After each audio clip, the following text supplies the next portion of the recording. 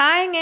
எல்லாம் நல்லா இருக்கீங்களாங்க? இன்னைக்கு வந்து திங்கட்கிழமை நைட்டு நிறைஞ்சு லைஃப் ஸ்டைலில் வந்து என்ன டின்னர்னு பார்த்தீங்கன்னா, கோதுமை ரவை தாங்க. கோதுமை ரவை வந்து எங்கள் தர்ஷினிக்கு மட்டும்தான் பிடிக்காது. அப்புறம் நான், அம்மா, நிரஞ்சனா எல்லாருமே சாப்பிட்டுக்குவோம். எங்கள் நிரஞ்சனா பற்றி உங்களுக்கு சொல்லவே தேவையில்லை. அவள் கோதுமை ரவை, வெள்ளை ரவை, சேமியா எல்லாமே சாப்பிட்டுக்குவாளுங்க. அன்னைக்கு பார்த்தீங்கன்னா வெள்ளை ரவை தான் எங்கள் தர்ஷினி வந்து கேட்டாளுங்க. எங்கள் அம்மா வந்து வெள்ளை ரவையே செய்ய வேண்டாம், கோதுமை ரவை வந்து மாற்றி செய்யலாம் அப்படின்னு சொல்லி சொன்னாங்க. அம்மா வந்து கோதுமை ரவை, சேமியா, அப்புறம் அவளு இதெல்லாம் சாப்பிட்டுக்கிறாங்க. ஆனால் வெள்ளை ரவை மட்டும் ஏன் தெரியல பிடிக்க மாட்டேங்குதுங்க அம்மாவுக்கு. கோதுமை ரவை வந்து எப்படி செஞ்சேன்னு பார்த்தீங்கன்னா, வெங்காயம், வரமிளகா, கருவேப்பிலை, மல்லித்தலை இதெல்லாம் போட்டு வணக்கிட்டு, தக்காளியும் போட்டு வணக்கிட்டு, அப்புறம் தண்ணி ஊற்றி நல்லா கொதிக்க விடணுங்க. தண்ணி ஊற்றுனதுக்கப்புறம் உப்பும் போட்டு கலக்கிங்க. கோதுமை ரவைக்கு வந்து தண்ணி வந்து அதிகமாக தான் ஊற்றணும். வெள்ளை ரவைக்கு ஊற்றுற மாதிரி ஊற்றுனா பத்தாது.